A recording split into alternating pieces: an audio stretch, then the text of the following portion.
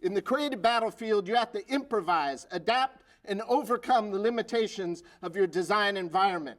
The Better Handles plugin and the Extreme Path plugin are kind of like your mama. You love your mama, don't you, designer? Sir, yes, sir. Good. After watching this video and using these plugins, I expect you to treat him as well as you treat your mother. Do you understand me, designer? Sir, yes, sir. I'll love him like I do my mama, sir. I knew you were a mama's boy. Now go plug in, designer. Yes, sir. Right away, sir. Welcome to Vector Basic Training. This is the Essential Plugins video. I hope you enjoy the intros that we've created for these videos. The Sarge can be kind of a hard ass at times, but I think he has a good heart. So we want to make him happy, and we want to do each of these videos according to what he's instructed us to do, because we really don't want to piss him off, trust me.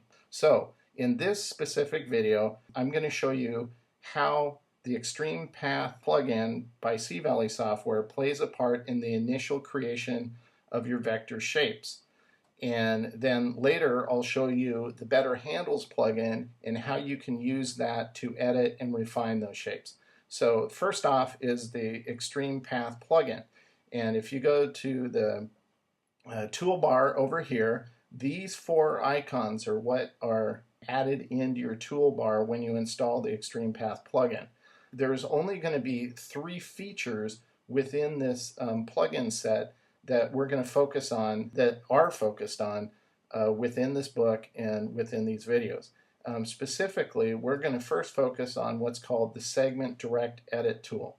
And this is what you will use primarily when you initially build your vector shape, do your rough building, that is. And then we're also going to cover another tool called the Symmetric Edit tool. This will allow you to bend a shape between 2 anchor points symmetrically, meaning it'll be a perfect curve. So that comes in handy on more geometric shapes, but we will be able to showcase it on this shape specifically. The other aspect is what's called the Round Fillet tool. Now there's plenty of fillet tools in here. There's actually over 30 tools total within the whole Extreme Path plugin install, but we only feature 3 of them because that's really all that's needed for creating your base vector shapes. The other ones you can use, and I use the other ones, it's not pertinent to the core building method, so we don't need to focus on those.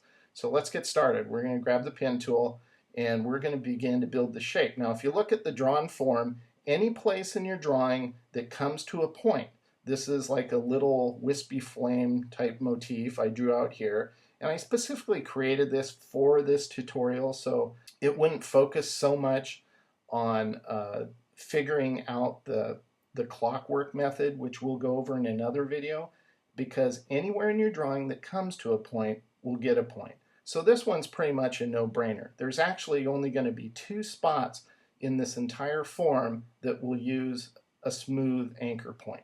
Everything else will be corners. And like I said, where there's a point, it gets a point. So pretty easy in terms of laying down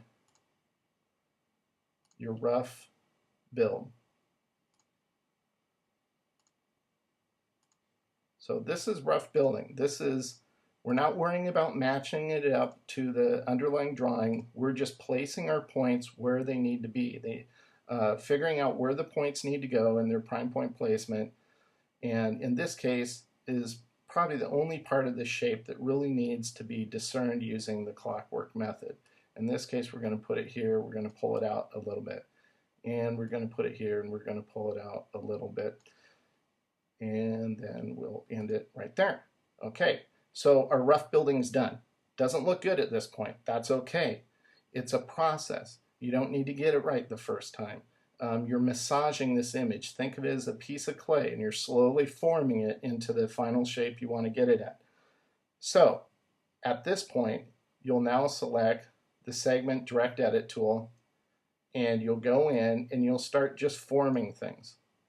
You'll grab anywhere on a path. So we'll grab anywhere on a path and you just pull it out. You can see how you can just bend it any way you want. So you'll just pull it out.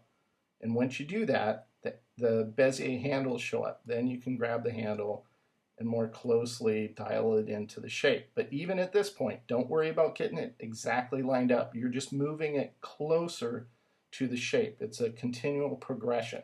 So we're going to just keep grabbing the path of the various parts and bending them closer.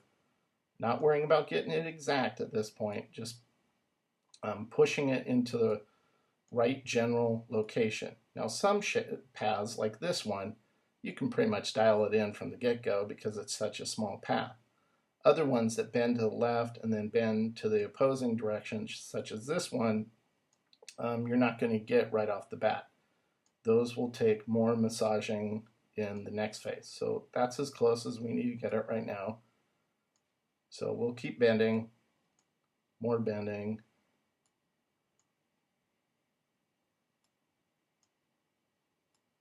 More bending.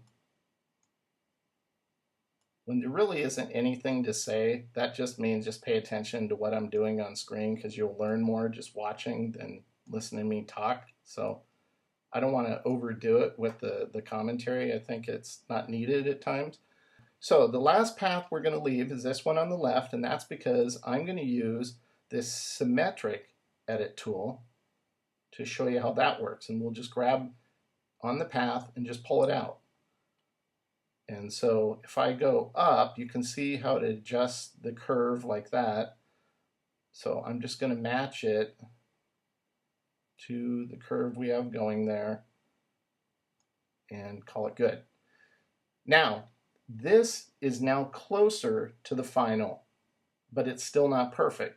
So at this point, we want to dial in the Bezier curves. We want to adjust the Bezier curve handles in order to really make this a precise graphic according to our underlying drawing. But before we do that, you notice that these are the only 2 points in our entire vector shape that should be smooth points. But you can see this one is broken.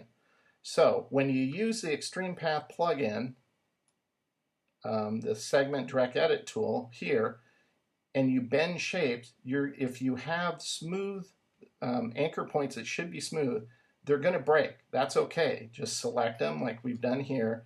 And up here in the control panel, you'll just click Convert Selected Anchor Points to Smooth, and that'll fix them. Now all we need to do is just, starting from here, we'll just go around the entire perimeter of our shape and finesse it.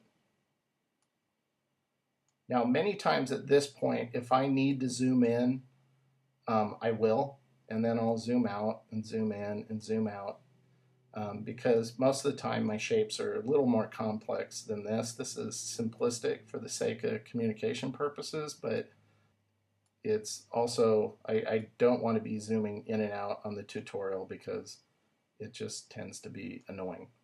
So we're going to stay at one central distance from the specific piece of art as we build so that you can see the whole in one shot. So all this is about is finessing our Bezier curves, grabbing the handles that are automatically created when you use the Direct Edit Segment Edit tool, and we just pull and manipulate these handles to form the Bezier curve of the path to match our underlying drawing. And I'm kind of anal when it comes to this. It's like, that's why it's so important to draw out what you need to build before you build it, because you can waste so much time at this phase. And this is a relatively simple graphic. You can waste a lot of time fast on something that's drastically more complex to build by not having a precise drawing to be your roadmap to build from. So that's the final vector shape, all the points. You can see how that looks.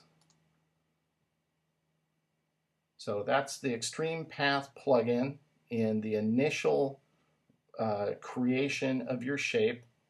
First comes rough building. You're just laying your points down. Next comes finessing it with the Extreme Path plugin by bending the paths out and forming it closer to the shape, and then going in, fixing any anchor points that have busted. And then the fourth part is to finesse your Bezier curves by controlling the handles to match your underlying drawing.